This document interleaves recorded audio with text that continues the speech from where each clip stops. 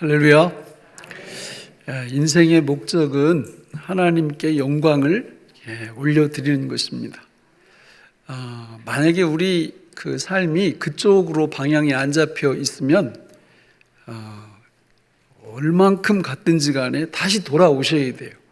왜냐하면 하나님 앞에 남는 게 아무것도 없기 때문에 그렇습니다.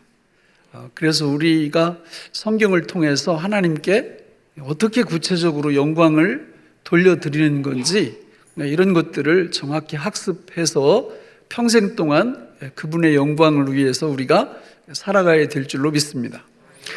그러나 하나님께 올려드리는 영광은 우리가 하나님께로부터 받는 영광과 정확히 정비례한다, 이런 말씀을 반복해서 드리고 있습니다. 우리 예수님이 이 땅에 오셔서 그 유대인들하고 굉장히 논쟁을 많이 하셨어요. 그러니까 유대인들이 그 예수님께 야단을 굉장히 많이 맞았습니다. 그 야단 맞은 이유가 뭐냐면 뭘까요? 하나님께 영광을 안 돌렸기 때문에 그런 거예요. 그런데 하나님께 영광을 돌리려면 선제 조건이 뭐라고 그랬어요? 영광을 받아야 된다는 거죠. 근데 영광 받는 일에 아예 계속해서 관심이 없었어요. 역사 속에서 볼 때. 그 요한복음 5장에 보면 잘 설명을 해주고 있는데 우리 같이 한번 읽어보겠습니다. 요한복음 5장 37절로 44절, 44절에 주목을 하세요. 시작. 또한 나를 보내신 아버지께서 친히 나를 위하여 증언하셨느니라. 너희는 아무 때에도 그 음성을 듣지 못하였고 그 형상을 보지 못하였으며 그 말씀이 너희 속에 거하지 아니하니 이는 그가 보내신 이를 믿지 아니함이라. 너희가 성경에서 영생을 얻는 줄 생각하고 성경을 연구하거니와 이 성경이 곧 내게 대하여 증언하는 것이니라. 그러나 너희가 영생을 얻기 위하여 내게 오기를 원하지 아니하는도다. 나는 사람에게서 영광을 취하지 아니하노라. 다만 하나님을 사랑하는 것이 너희 속에 없음을 알아노라. 나는 내 아버지의 이름으로 왔으되 너희가 영접하지 아니하나 만일 다른 사람이 자기 이름으로 오면 영접하리라. 너희가 서로 영광을 취하고 유일하신 하나님께로부터 오는 영광은 구하지 아니하니 어찌 나를 믿을 수 있느냐. 그러니까 문맥을 쭉 보면 이스라엘 백성 그들이 잘못한 건 딱 하나예요. 그게 뭐냐면 뭘 안 구했어요? 영광을 안 구하는 거예요. 하나님께로부터는 영광을 안 구해. 그 뭔가 가만히 보니까 만약에 영광을 구했다면 그 영광의 이 껍질을 싹 벗겨보면 그 안에 누가 들어있을까요? 예수님입니다. 그러니까 영광을 늘 구했다면 이스라엘 백성들은 예수님을 영접 받았을까요? 안 받았을까요? 받았죠. 근데 예수님이 그렇게 지금 그들을 공격하고 계시는 겁니다. 너희가 세상 살 동안 계속 취했던 영광은 하나님 아버지가 주시는 영광이 아니라 사람의 영광, 사람들끼리 값어치 있고 가치가 나가는 거, 이런 것만 열심히 추구했지 하나님 아버지가 주시는 영광을 너희들이 구하지 않으니까 그 결과로 영광의 본체가 지금 너희들 앞에 있는데 나를 인정하지 않고 나를 받아들이지 않는다, 이렇게 말씀하고 있다는 거예요. 오늘날도 동일합니다. 여러분의 인생의 목적이 하나님의 영광이라고 할 때 그걸 진짜 인지하신다면 우리는 날마다 뭘 구하셔야 돼요? 영광을 구하셔야 돼요. 즉 예수님을 구하셔야 돼요. 예수님의 그 모든 사역과 그분의 인품, 인격이 나한테 그대로 임하도록, 우리가 예수를 믿을 때 성부, 성자, 성령의 이름으로 세례를 받고 예수님과 하나로 연합된다는 그것이 그런 의미를 갖고 있어요. 그래서 우리가 평상시에 하나님 저한테 영광을 주세요라는 기도 제목은 주님 저한테 예수님을 주세요. 예수님이 하신 모든 일들이 나한테 실제가 되게 해주세요. 예수님이 갖고 계신 성품, 신성과 인성이 갖고 있는 모든 축복들이 나한테 실제가 되게 해주세요. 이게 바로 영광을 구체적으로 구하는 거예요. 이런 영광을 우리가 받아서 덧입게 될 때만이 하나님 아버지께 뭘 돌릴 수 있다고요? 영광을 그제서야 돌려드릴 수 있는 거예요.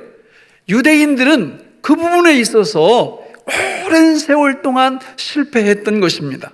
우리 예수님이 지금 딱 나타나셔서 그냥 간단히 말씀하시는, 야, 사람의 목적은 하나님의 영광을 위하여 사는 것인데 그 영광 돌려드리려면 하나님으로부터 오는 영광을 먼저 받아야 된다. 이거를 분명히 말씀해 주고 있다라는 거예요. 저는 우리 교회에 나오는 분들도 마찬가지입니다. 이 영광 받으셔야 돼요. 이 영광 구하셔야 돼요. 이 영광 받고 이 영광 늘 구하는 분, 무슨 고백을 잘할 수 있을까요? 지난 주일날 첫 번째 영광 돌리는 방법, 예수님, 내가 주님을 믿습니다. 이거는 간단한 한 문장이지만 엄청나게 많은 진리의 보화가 그 안에다 들어있잖아요. 예수 그리스도, 이게 예수 그리스도가 갖고 있는 의미, 예수 그리스도 주님, 이게 갖고 있는 의미, 요것들을 한 문장으로 예수님, 내가 주님을 믿습니다, 그 의미들을 알고 그 고백을 하게 될 때 누구한테 영광 돌려요? 하나님 아버지께. 그 자체가 영광 돌리는 소중한 수단이 된다라는 거죠. 그래서 늘 주님께 영광 구하는 사람, 그래서 그 영광을 받는 사람은 늘 하나님 앞에 영광을 잘 돌릴 수 있는 것을 알고 평상시에 뭘 부지런히 구할까요? 영광을 구합니다. 예수님이 이 땅에 오셔서 공생애를 시작하시면서 처음에 했던 본격적인 설교가 산상수훈이에요. 마태복음 5장, 6장, 7장입니다. 그 마지막 부분 7장에서 유명한 말씀을 제자들한테 주시죠. 기도에 대한 말씀 같이 읽어볼까요? 구하라, 그리하면 너희에게 주실 것이요. 찾으라, 그리하면 찾아낼 것이요. 문을 두드리라, 그리하면 너희에게 열릴 것이니 구하는 이마다 받을 것이요. 찾는 이는 찾아낼 것이요. 두드리는 이에게는 열릴 것이니라. 여러분, 저 말씀 들으면 너무 좋죠, 그죠? 행복하잖아요. 구하고 찾고 두드리면 주신다고 하니까. 뭘 구하고 찾고 두드릴까요? 우리 생활 속에서 필요한 것들, 여러 가지 기도 제목들 다 좋습니다. 그러나 성경에 기록된 거는 1차적인 의미를 먼저 추구를 하셔야 돼요. 산상수훈 속에 있는 말씀이잖아요. 그러니까 예수님이 구하고 찾고 두드리라 이렇게 하신 거는 마태복음 5장, 6장, 7장에 나오는 중요한 의미들을 구하고 찾고 두드리라, 그 뜻이거든요. 공생애를 시작하시면서 우리 주님이 산상수훈에서 하신 말씀의 핵심이 뭐예요? 그건 바로 십계명의 재해석입니다. 그런데 십계명의 재해석을 쭉 펼쳐나가시면서 서론격으로 말씀하신 내용이 뭐냐면 아주 중요한 바로 팔복이에요. 팔복이, 우리 목사님 아들 이름이 팔복인데, 그러니까 뭘 구하셔야 돼요? 팔복이를 구하셔야 된다니까. 팔복이. 그래서 팔복이 심애 온의 극마 화의 이렇게 딱 8가지가, 심령이 가난한 자는 복이 있나니, 애통하는 자는 복이 있나니 저희가 위로를 받을 것이며, 온유한 자는 복이 있나니 저희가 땅을 기업으로 받을 것이며, 요 말씀이 산상수훈 십계명의 뭐라고요? 서론격인데 너무너무 중요한 거예요, 이게. 그러니까 우리가 하나님 앞에서 구하고 찾고 두드린다, 하나님의 영광을 구한다고 할 때 최우선적으로 구해야 될 게 영광의 본체가 그 안에 들어있어요. 여러분, 팔복이는요, 팔복이는 우리한테 동작을 요구하는 말씀이 아니에요. 우리한테 상태를 요구하는 말씀입니다. 동작을 요구한다면 행위 구원이 돼버리네요. 여러분, 그 8가지는 우리 힘으로 할 수 있는 게 한 가지도 없어요. 하나님 기준에 이르러 갈 수 있는, 예를 들어서 심령이 가난한 자는 복이 있나니 천국이 저희 것입니다. 천국은 뭐만 가난하면 돼요? 마음만, 심령만 가난하면 천국 갑니다. 그러면 내 힘으로, 내 능력으로 마음을 가난하게 할 수 있어요? 있죠, 어느 정도는. 그러나 누구 기준에는 못 이루어가요? 하나님 기준에는 못 이루어갑니다. 만약에 내 혼자의 능력으로 내 심령을 가난하게 만들 수 있다면 누가 필요 없어요? 예수님 필요 없는 거예요. 예수님 필요 없습니다. 애통하는 자는 복이 있나니 저희가 위로를 받을 것이며. 여러분, 애통이 뭡니까? 우는 거예요. 애통을 잘 하려면 어떻게 하면 됩니까? 탤런트 학원 다니면 됩니다. 예, 우는 법을 배우시면 돼요. 감정이입을 시키고 이렇게 해서 열심히 애통하고 우는 테크닉을 잘 이렇게 익히면 탤런트들처럼 언제 어디서나 애통할 수 있어요. 그런 걸 원하시는 걸까요? 그게 아니에요. 여기 팔복에 나오는 모든 것들은 예수님이 우리한테 하시는 말씀의 핵심이 뭐냐면 이거 8개 네 힘으로 안 돼. 요거예요. 내 힘으로 안 돼. 예수님이 이 땅에 오셔서 유대인들하고 바리새인들하고 맨날 싸우시던 그 주제가 뭐냐면 바리새인들은요 다 할 수 있대. 다 할 수 있대. 자기들이 다 할 수 있대. 어떻게 영생 얻어요? 그러니까 예수님이 뭐 지켜. 그러니까 그거 내가 다 했는데요? 그래? 한 가지 부족한데 이것도 해봐라. 예수님은 왜 그러시겠어요? 원래 우리를 구원하실 때 그런 조건으로 구원하신 게 아니에요. 우리가 하나님 앞에 구원받으려면 뭘 구해야 된다고요? 영광을 구해야 되는데 사실 영광을 구할 수 있는 능력조차도 없어요. 구원 백성이 되고 난 후에야 그게 깨달아지는 거지 안 되는 거예요. 그러니까 결국 팔복을 말씀하실 때도 이거 너네가 해 이렇게 하신 게 아니라 이거 너네가 못하니까 너네 대신 해줄 수 있는 누군가가 옆에 계셔. 그분을 구해. 그분이 오시면 이게 돼. 이런 뜻이거든요. 그분이 누구예요? 예수님입니다. 예수님이 오셔야 심령이 하나님이 만족하실 정도로 가난해지고요. 우리가 애통하는 그 수준도 하나님이 인정하실 정도로 그렇게 애통할 수 있고요. 이 온유함도 예수님이 우리한테 들어오셔야 하나님이 인정하실 정도로 온유함이 펼쳐지는 줄로 믿습니다. 여러분, 그러면 우리가 이 땅 위에서 하나님 앞에 탁을 구하고 찾고 두드려야 할 거는 하나님의 영광인데 그 영광의 본체는 예수님이고 그걸 더 세부적으로 들어가 보면 팔복과 같은 그런 거예요.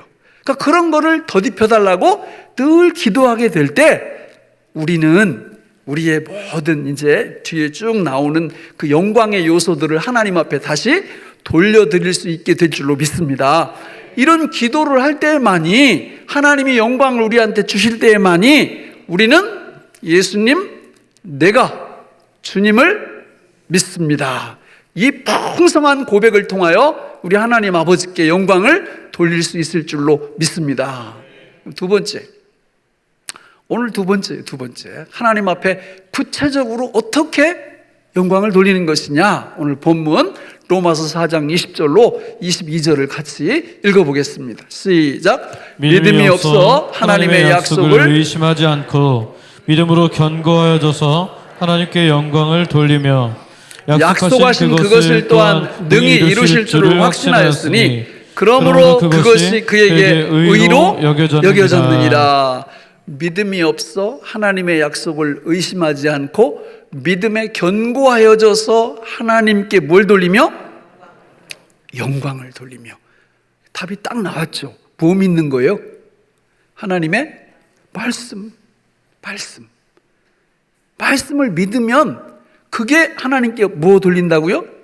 영광을 돌려드리는 거예요. 이것도 구호를 하나 만들어야 되겠죠. 그죠? 예수님, 내가 주님을 믿습니다. 이 첫 번째인데, 이 두 번째, 아주 이게 외우기 쉽게 하나님께 영광 돌리는 방법을 만들어야 될 거예요. 이제 결론에서 제가 만들어 드릴 건데, 자, 여러분, 오늘 우리 이 로마서 4장 본문은 주인공이 누구예요? 거기 등장하는 주인공이 아브라함입니다. 아브라함. 그러니까 아브라함 이야기는 창세기 12장부터 21장까지 믿음에 대한 내용이 나와요. 죽쓰는 내용이 나옵니다. 사실 12장부터 21장까지. 그리고 22장부터는 이게 장난이 아니에요. 아브라함 믿음의 수준이 이런 식으로 딱 되어 있는데, 여러분, 아브라함은 어떻게 신자가 되었나요? 아브라함은 원래 IQ가 한 200 정도 돼가지고 딱 여러 그 당시에 존재하던 세계 종교들을 다 분석해서 딱 보니까 그래도 여호와 하나님을 믿는 종교가 제일 좋은 것 같다. 그래서 딱 여호와 하나님을 자기가 선택했죠. 그죠? 아니에요? 그럼 어떻게 한 겁니까? 아브라함은 구원에 대한 생각이 있었어요, 없었어요? 예? 아니 왜 이렇게 대답을 안 해요? 그 좀 이상한데. 전혀 없었어요. 예, 그냥 아버지 따라서 우상 장사하면서 그냥 이대로 조사오니 여기서 잘 먹고 잘 입고 잘 살다가 그냥 죽자. 이게 아브라함의 인생 철학이었거든요. 그런 아브라함을 누가 찾아가신 거예요? 예, 하나님이 찾아가셔서 불러내셨어요. 이렇게 건져내셨어요. 구원해내셨어요. 그게 아브라함의 족보, 아브라함의 내력, 이력이에요. 여러분, 저와 여러분들은 어떻게 예수 믿었나요? 우리도 IQ가 좋아가지고 모든 종교를 다 비교 분석해서 그래도 기독교가 가장 좋으니까 여기 오셔서 예수님 믿으시나요? 천만의 말씀 똑같아요. 아브라함하고 똑같아요. 여러분, 우리는 구원에 대한 필요성조차 느끼지 못하던 그런 사람, 영적으로 죽어있던 사람들인데 어느 날 하나님이 저와 여러분들을 찾아오신 줄로 믿습니다. 사도 바울이 1차 전도여행 때 비시디아 안디옥이라는 곳에 가서 하나님 말씀을 전하고 막 전도를 하고 나니까 거기 두 부류의 사람들로 이렇게 나누어져요. 그 구절이 중요한데 사도행전 13장 47절로 48절을 같이 읽어보겠습니다. 시작. 주께서 이같이 우리에게 명하시되 내가 너를 이방의 빛으로 삼아 너로 땅끝까지 구원하게 하리라 하셨느니라 하니 이방인들이 듣고 기뻐하여 하나님의 말씀을 찬송하며 영생을 주시기로 작정된 자는 다 믿더라. 다 믿더라. 아무나 안 믿어요. 누구만 믿어요? 영생을 주시기로 작정된 자. 그분들만 복음이 전파되면 이렇게 자석을 갖고 모래에다 이렇게 대면 새부치가 끌어올리듯이 이게 딱 딸려 나와요. 그런 분들은요, 신앙생활 하면서도 힘들어도 주님을 떠날까요? 안 떠날까요? 아니, 못 떠나. 그게 더 아주 답답한 거예요. 그러니까 못 떠나. 그런데 이제 그런 저런 경우가 아니라 구원을 주시기로, 영생을 주시기로 작정된 분들이 아닌 분들은 자유롭게 떠납니다. 여기 이 종교는 나하고 안 맞아. 이러고 이렇게 떠납니다. 그러나 하나님이 아브라함처럼 그렇게 불러주신 하나님의 백성들은 절대 못 떠나요. 좋은 일이 있어도 더 못 떠나고 나쁜 일이 있어도 못 떠나고. 애들 키우다 보면요, 여러분 이렇게 매를 좀 이렇게 대면 막 이렇게 한 대 맞고 도망치는 애가 낳습니까? 좀 때리면은 이렇게 안으로 자꾸 파고드는 아이가 낳습니까? 도망치는 애가 나요? 애들을 많이 안 키워봐서 그래요. 더 좀 나세요. 이렇게 많이 나세요. 저만큼 나시면 이게 애들 키우다 보면 도망치는 애도 이쁘긴 해. 왜냐하면 이게 덜 맞거든. 이렇게 하면 이제 덜. 근데 더 이렇게 마음이 애린 애가 누구냐면 이렇게 안으로 이렇게 달려들어요. 때리면 그냥 이렇게 더 때릴 수 있을까요, 없을까요? 어떻게 때려요? 그걸 못 때리지. 그러니까 하나님이 이 창세전에 구원하시기로 작정된 저런 영혼들, 우리들, 이 성도들은 어려운 일 만나서 하나님이 막 힘든 일을 이렇게 주실 때 하나님을 떠나가는 게 아니라 오히려 하나님 품으로 자꾸 들어와요. 자꾸 더 기도하고 더 회개하고 이러니까 하나님이 더 그 영혼을 사랑해 주시는 거죠. 예? 우리가 그런 사람들. 그러니까 그런 사람들이니까 이제 아브라함 같은 그런 사람들이니까 아브라함이 했던 그걸 우리도 해야 되겠죠. 그죠? 그러니까 아브라함은 뭘 믿었다고요?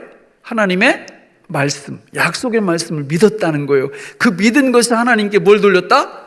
영광을 돌려드렸다는 거죠. 그래서 가만히 보니까 뭘 어떤 말씀을 믿은 거야? 그랬더니 75살 때에 무남 아무도 없어요. 자식이 없는데 아들을 주시겠다고, 땅을 주시겠다고 이 약속을 하신 거야. 그래서 그 말씀을 붙잡고 믿어가지고 하나님께 영광 돌렸다. 노마세에는 밑도 끝도 없이 그렇게 딱 나와요. 그러니까 우리도 이 땅에서 하나님 앞에 큰 영광을 돌려드리려면 뭘 알아야 되겠어요? 하나님 말씀을 알아야 믿든지 말든지 할 거 아니에요. 그러니까 말씀 자체를 모르면 어떻게 영광을 돌려요? 못 믿잖아요. 그러니까 그래서 말씀 공부를 열심히 해야 되는 거죠. 교회가 뭐 하는 데입니까? 교회는 말씀 공부하는 데예요. 그래서 말씀 열심히 고3처럼 공부하고 그걸 갖고 마음으로 믿고 이럴 때 하나님이 영광 받으시기 때문에 교회는 말씀을 부지런히 가르쳐야 되고, 교회 나오는 분들은 하나님의 말씀을 부지런히 배워야 되는 거예요. 근데 아까도 말씀드렸지만 아브라함은 로마서에서 보면 멋진데 창세기 가면 멋지지 않아요. 그 믿음이 좋질 않아. 이게 그 12장에 아들과 땅을 약속을 해주셨는데 15장에 가서 아들 준다고 그랬더니 뭐라고 그래요? 내 상속자는 이 다메섹 사람 엘리에셀입니다. 이렇게. 그러니까 하나님 말씀을 안 믿는 거예요, 이 사람이. 예? 16장에 갔더니 이번에는 부부가 한술 더 뜨네? 아니, 아들이 안 생기니까 어디서 여자 한 분을 데려다가 잘해. 그래가지고 장가를 또 갔다는 거예요, 아브라함이. 그 이스마엘을 낳았어요. 그게 믿음이 좋아요, 여러분? 대답 좀 해보세요. 예? 17장에 가면 한술 더 떠요. 하나님이 이제 99세 때 딱 나타나셔가지고, 야, 내년에 내가 진짜 줄게. 야, 하나님도 참 웬만하시지. 그 정도 됐으면 나 같으면 그냥 믿음도 없는 사람 딴 사람 써야 되겠다 이렇게 할 텐데 그게 아니시라니까. 99세 때에 나타나가지고 부부한테 그 얘기를 하니까 두 분이 뭐하고 있어요? 낄낄거리고 비웃고 있어요. 말도 안 되는 소리 하시네. 하나님 너무 하시는 거 아니야? 이러면서 막 비웃어. 그러니까 하나님이 또 가만히 계시면 될 텐데 너 웃었어? 이렇게. 그래가지고 1년 후에 아들 낳고 이름을 뭐라고 줬어요? 웃음. 말도 안 된 이름이, 그러니까 말도 안 된다 이런 뜻이에요. 그러니까 부를 때 뭐라고 불러요? 말도 안 된다야. 말도 안 된다 이렇게. 진짜예요. 이삭이라는 뜻이 그런 의미예요. 웃음. 야, 말도 안 된다 이리 와봐. 말도 안 된다 이리 와봐. 그러니까 이게 하나님이 하시는 놀라운 역사란 말이에요.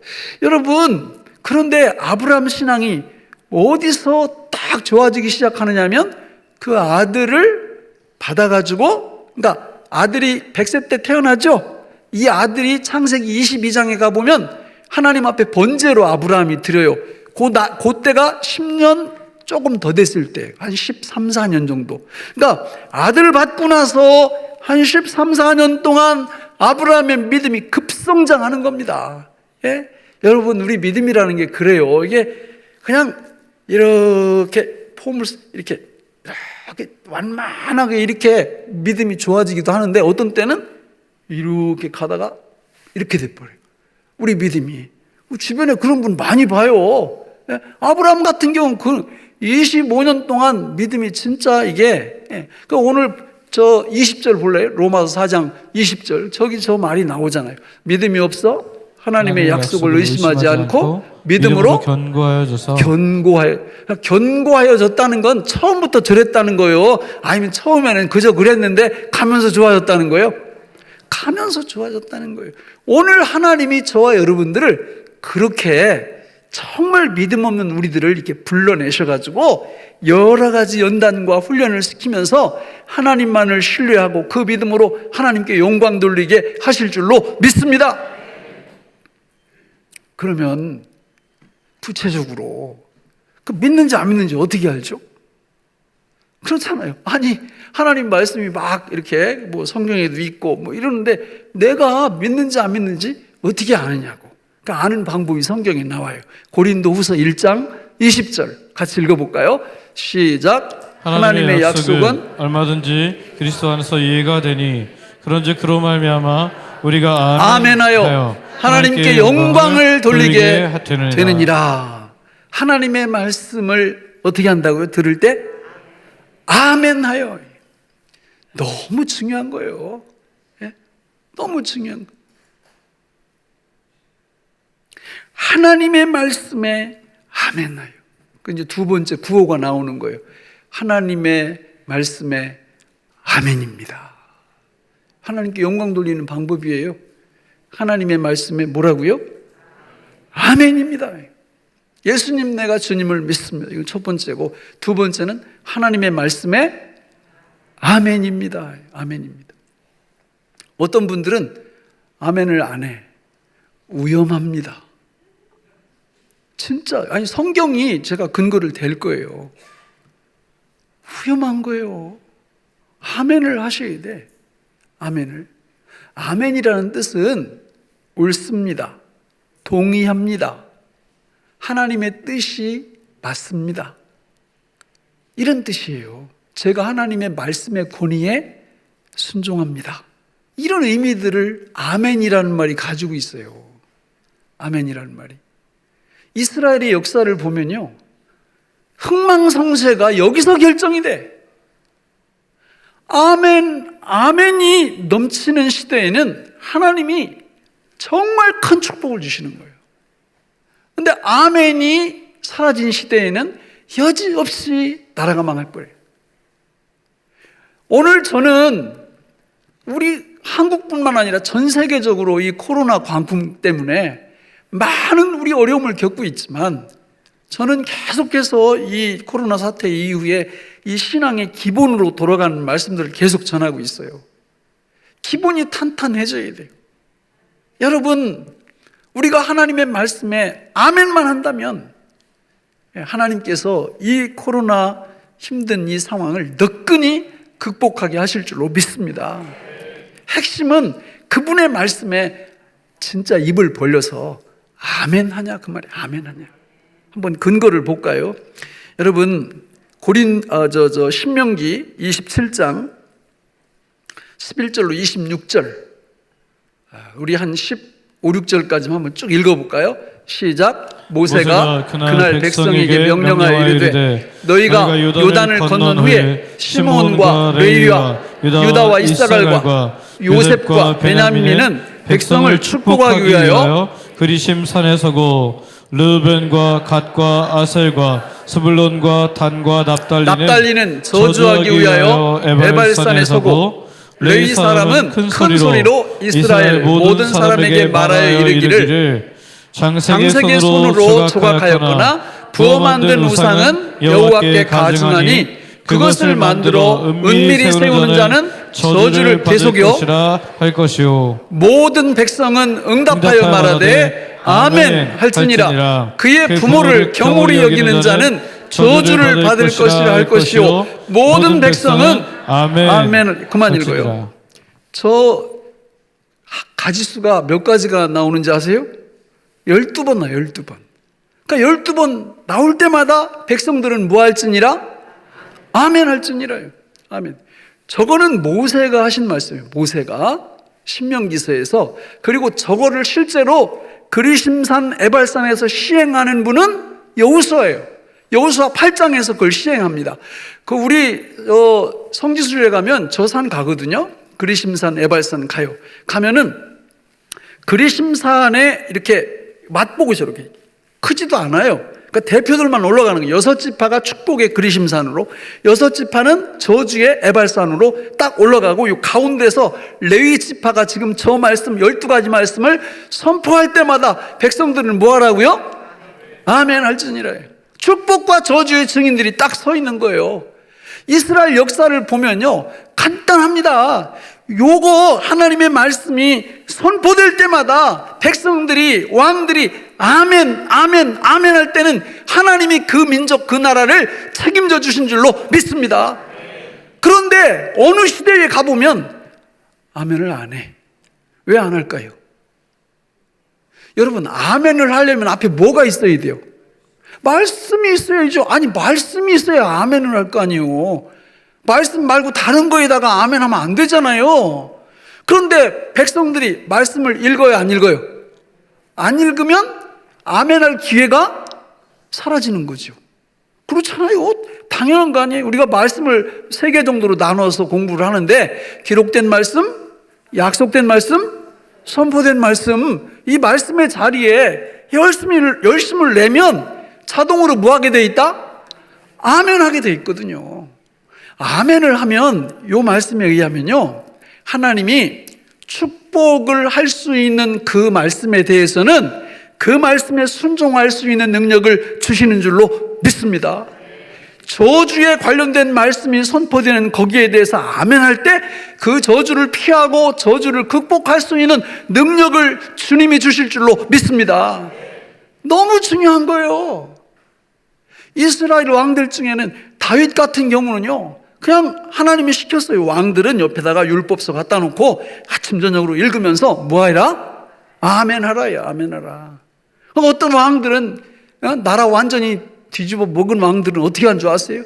아니, 두루마리를 갖다, 이거 하나님 말씀입니다 그랬더니 겨울에 화롯가에 앉아가지고 가위로, 하나 일꾼은 가위로 잘라가지고 이거를 난로 불에다 그냥 집어, 이런 못된 왕들도 있었어요. 아니, 망하려고 그냥 백을 쓰는 거죠. 무슨 축복을 받겠어요. 오늘도 동일합니다, 여러분. 여러분, 우리는 기록된 말씀인 하나님의 말씀을 1년에 한 번 이상은 읽어야 될 줄로 믿습니다. 왜 그래요? 그래야 읽으면서 뭘 하죠? 아멘을 하죠. 아멘을. 여러분, 하나님 말씀 이거 같이 암송하자고, 이거 뭐 그냥 다 뽑아가지고 이렇게 드리고 그러면 이걸 왜 암송해야 되는데요? 이걸 암송하면서 뭐 하시라는 거예요? 아멘 하시라는 거예요. 아멘. 그런 중 누구든지 그리스도 안에 있으면 새로운 피조물이라. 아멘. 아멘. 아멘. 네? 시편 121편, 23편, 1편 주옥 같은 말씀들 말이죠. 쭉 암송하고 정 암송이 안 되면 그냥 읽으면서라도 아멘, 아멘. 예? 하나님의 말씀이 선포되는 이 자리, 하나님의 말씀이 바르게 선포되면 어떻게 하시라고요? 아멘 하시라. 아니, 아멘은 무슨 복음교회 교인들만 아멘 하는 겁니까? 절대 그게 아니에요. 이 축복과 저주가 이게 달려있는 너무 중요한 거예요. 하나님의 말씀이 선포될 때마다 아멘 하는 게. 저는 우리 교회에 나오는 분들이 정말 하나님의 말씀에 아멘입니다, 이 고백을 많이 하시기를 바라요. 많이 하시려면 어떻게 해야 되겠어요? 말씀을 많이 아셔야지. 말씀을 모르는데 어떻게 아멘이 되겠느냐고. 그 말씀을 많이 아시면, 제가 말씀드려요. 예수님, 내가 주님을 믿습니다 이럴 때에도 그 예수 그리스도 주님, 이런 관계를 정확히 알아야 그 고백에 능력과 파워가 붙는 거예요. 하나님의 말씀에 아멘입니다 이렇게 고백을 해도 하나님의 말씀이 뭔지 잘 모르면 어떻게 아멘할 건데요? 요즘 수요일 날 기가 막힌 말씀 배우고 있잖아요. 하나님의 이름 15가지 엘로힘 배우고 아멘입니다. 엘엘리온 아멘입니다. 엘로이 아멘입니다. 여호와 라파 아멘입니다. 이거 하라고 가르쳐 드리는 거죠. 네? 모르면 어떻게 아멘을 해요? 어떻게? 여호와 츠케누가 무슨 뜻인지도 모르는데 어떻게 아멘을 하느냐고. 그런 하나님의 말씀을 열심히 배우고 공부하면서 배울 때마다 아멘, 묵상할 때마다 아멘, 암송할 때마다 아멘 하게 될 때 우리 하나님이 그 아멘을 책임질 수 있는 사람으로 하나님이 바꾸어 주시는 줄로 믿습니다. 말씀을 맺겠습니다. 우리의 인생 목적은요, 그냥 간단합니다. 하나님께 뭐 돌려요? 영광. 그런데 뭐 못 받으면 못 돌려요? 영광을 못 받으면 못 돌려요. 그래서 영광을 달라고 늘 뭐 하셔야 돼요? 기도하셔야 됩니다. 기도하시고 나서 예수님, 내가 주님을 믿습니다. 하나님의 말씀에 뭡니다? 아멘입니다. 이런 삶이 우리 삶 속에서 펼쳐지면 여러분, 저는 확신합니다. 그 하나님께 영광 돌리는 우리 모두를 우리 하나님께서 정말 영혼이 잘 되고 범사가 잘 되고 강건케 하실 줄로 믿습니다. 기도하겠습니다. 하나님 아버지, 오늘 우리에게 주신 이 말씀이 생명의 양식이 되게 하여 주옵소서. 예수님 이름으로 기도하옵나이다. 아멘.